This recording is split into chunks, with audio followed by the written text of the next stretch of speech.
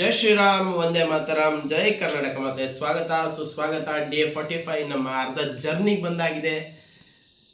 ಇನ್ನು ಉಳಿದಿರೋದು ಜಸ್ಟ್ ನನಗೆ 45 ಡೇಸ್ ಅಷ್ಟೇ. ಈ 45 ಡೇಸಲ್ಲಿ ಎಷ್ಟು ಫ್ಯಾಟ್ ಲಾಸ್ ಆಗುತ್ತೋ ಅಷ್ಟು ಪಾಸಿಬಲ್ ಇದ್ದಷ್ಟು ನಾನು ಖಂಡಿತ ಮಾಡ್ತೀನಿ. ಖಂಡಿತ ಟ್ರೈ ಮೈ ಬೆಸ್ಟ್ ಶಾಟ್. ಏನು ಫುಡ್ ತಿಂದೆ ನೋಡ್ಕೊಂಬನ್ನಿ.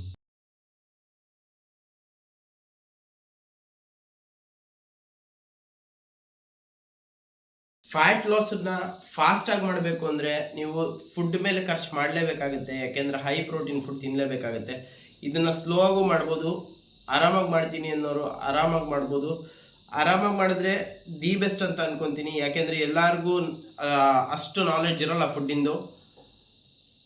ಸೊ ಆರಾಮಾಗಿ ಮಾಡಿ, ಟೆನ್ಷನ್ ಇಲ್ಲ. ಏನು ಹೊತ್ಕೊಂಡು ಹೋಗ್ತಿಲ್ಲ, ಏನು ತೊಗೊಂಡು ಹೋಗ್ತಿಲ್ಲ ಇಲ್ಲಿದ್ದ.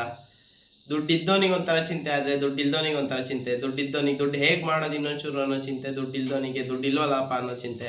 ಸೊ ಎಲ್ಲರಿಗೂ ಚಿಂತೆ ಇರುತ್ತೆ. ಸ್ಟ್ರೆಸ್ ಕಮ್ಮಿ ಮಾಡ್ಕೊಳ್ಳಿ, ಡೈಜೆಷನ್ ಇಂಪ್ರೂವ್ ಆಗುತ್ತೆ, ಬಾಡಿ ಚೆನ್ನಾಗಿ ಪ್ರೋಗ್ರೆಸ್ ಆಗುತ್ತೆ. ಇವತ್ತಿಂದು ಟಿಪ್ ಆಫ್ ದಿ ಡೇ ಏನಂತಂದರೆ ಬಿಗಿನರ್ಸ್ ಯಾವಾಗಲೂ ಅಂದ್ಕೊತಾರೆ ನಾನು ಲೀನಾಗಿ ಬಲ್ಕ್ ಮಾಡ್ತೀನಿ, ನಾನು ತುಂಬ ಎಕ್ಸ್ಟ್ರೀಮ್ ಲೀನಾಗಿ ಬಲ್ಕ್ ಮಾಡ್ತೀನಿ ಅಂತ ಅಂದ್ಕೊತಾರೆ. ಸೊ ಎಕ್ಸ್ಟ್ರೀಮ್ ಲೀನ್ ಬಲ್ಕಿಗೆ ಹೋಗಬೇಡಿ. ತುಂಬ ವರ್ಷಗಳು ನೀವು ಬಲ್ಕ್ ಮಾಡಿದ್ರು ನೀವು ಅಲ್ಲೇ ಇರ್ತೀರ. ಸ್ವಲ್ಪ ಜಾಸ್ತಿ ಬಲ್ಕ್ ಮಾಡಿ ಏನಾಗಲ್ಲ. 20% ಬಾಡಿ ಫ್ಯಾಟಿಗೆ ಹೋದ್ರು ನೋ ವರೀಸ್. ಬಲ್ಕ್ ಮಾಡಿದ್ಮೇಲೆ ಕಟ್ ಮಾಡಿದಾಗ ತುಂಬ ನೆಕ್ಸ್ಟ್ ಲೆವೆಲ್ ಆಗಿ ಕಾಣಿಸುತ್ತೆ, ಬಾಡಿ ಚೆನ್ನಾಗಿ ಕಾಣಿಸುತ್ತೆ.